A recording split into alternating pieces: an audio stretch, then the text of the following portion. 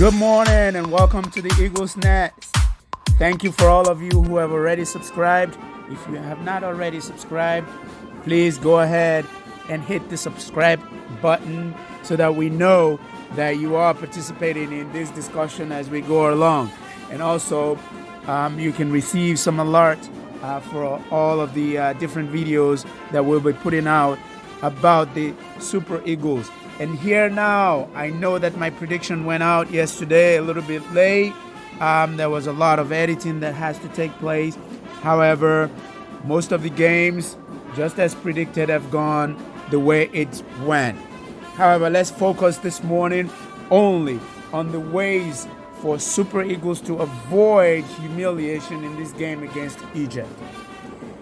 Now, the biggest thing that any coach player is going to have on this D-Day is the big game jitters. And I'm talking about this from experience. There is nothing, the only way to do that, the only way to not lose your dinner or your breakfast and losing all your energy on the field is by making sure that you salvage what you have.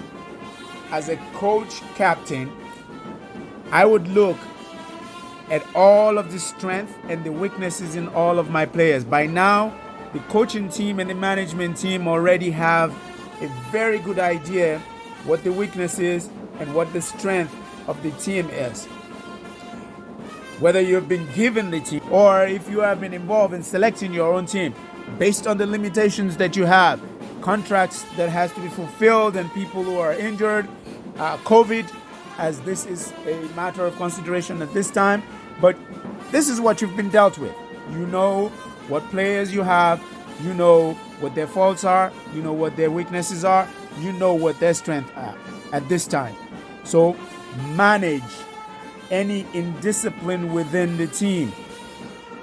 You're already calculating who am I going to have on the pitch at the same time that can.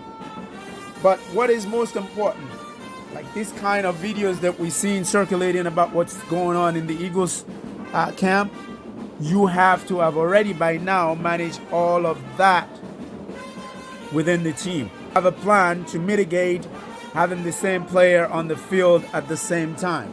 Sometimes as a coach, you just might even take some more drastic disciplinary action, like benching a particular player, even though you know that this player would contribute, but with the feud, with the differences among the team, having that player might even jeopardize your game plan.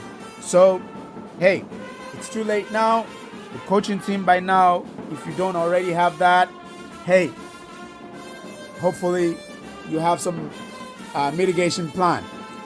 A great deal of what you do behind closed door, the locker room, matters on how your team presents coming out of that player tunnel. If you have not had the big talk to bring your players to the point where they are already putting themselves in the game mind, the team are going to come out timid. And the opposing team is going to see that. They will see it in the faces of the player. How many times have you seen a team come out of that player tunnels and half of the team is looking down on the ground? They are so afraid to even look up to look at the other players on the other team. You don't want to care about that. Whatever it is that you do as a player to get yourself in the game phase, that is what you do. And you come out with your poker face, focused and ready to play the game because you have a game plan that the coaching team has already given to you. Bring the game in focus for your players. Get them in their game mode. It will show, the jitters will show. You will start to see some players who are overzealously fraternizing with the other team. Yeah, maybe you have friends in your clubs where you play your professional games, especially in a big game like this. Heads up, poker face, no unnecessary fraternization with the other team. It is time to bring in your game face. Coaching team, have you had clear instructions on who is going to guard Mo Salah and his assistant? You cannot lose sight of him. Absolutely.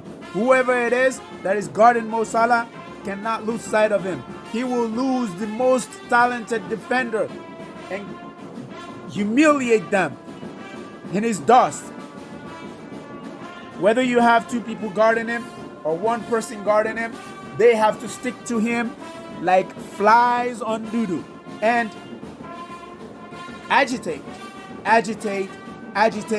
Mo Salah and his assistant.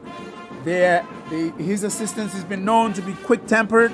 Yes, stick yourself and stick your body as safe as you can on him. Give him no room. You know, there isn't anything worse than a pack mentality in defending. We've seen many times over where you have 5 green shirts versus 2, and yet are behind the ball when the ball is moving forward. You cannot move as a pack with no anticipatory defensive position. Put yourself between the opposing team and the ball all the time. You cannot guard an opponent who is in front of you while the ball is already ahead of you. No matter how quick you think you are in getting to that ball before him, you will most likely foul from behind. Don't do it. When you guard and you stick to a player, guard him and make sure that he knows that you're there. It's not that he thinks that you're there. You have to let him know that you are there and you're sticking to him and not letting him lose at any time. Key to winning this game, if you're going to do anything at all, is to give and receive passes accurately the first time. You cannot stop the ball and let the ball bounce off your feet. You cannot give a pass where you have to follow through to get that pass to the player that you intend to pass to. It sometimes is baffling when we see the Eagles and they are just going about just passing backward towards their goal without really any purpose of moving forward. Move and stay within passing distance so that the person with the ball will not have to do so much to get the ball to you or have to think about moving around another player to get you the ball. Open up. That is what I tell my team all the time. Open up to receive passes. Don't stand behind defenders expecting that you will get a pass. Yes, you're freeing yourself, but you're freeing yourself behind a defender. How is the ball going to get to you? Win every 50-50 ball. I can't stress that enough. That whenever 50-50 ball comes, you are going to win it. If you don't, make sure that your aggressive posture is attached to the other player, that player will not make any calculated pass to his team. He's going to have to make a forced pass. Every time, your opponent should be forced to make uncalculated pass almost all the time. This kind of pressure, this kind of momentum in a game will get you in your game mind that every time you see that a superstar player is not having a good day. When you are doing that as a collective team, I am not talking about just one defender. Everybody, everyone on the team is a defender. Let me repeat that the proper way. Everyone on the team is an aware defender. Aware.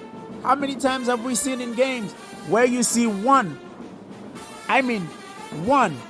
only one player just hanging back in the midfield and not even paying attention to what is going on towards his goal, and almost every time the team gets scored against. You need to be aware.